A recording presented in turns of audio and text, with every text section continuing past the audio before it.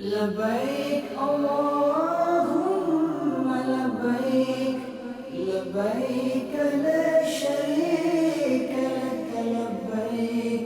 جوہر town Lahore میں قائم مدنی مرکز فیضان مدینہ میں شعبہ حج و عمرہ کے تحت منعقدہ حج سیشن میں حج کی سعادت حاصل کرنے کے خواہشمند اسلامی بھائیوں اور ذمہ داران نے شرکت کی۔ ان الحمد والنعمت لك والملك لا شريك لك۔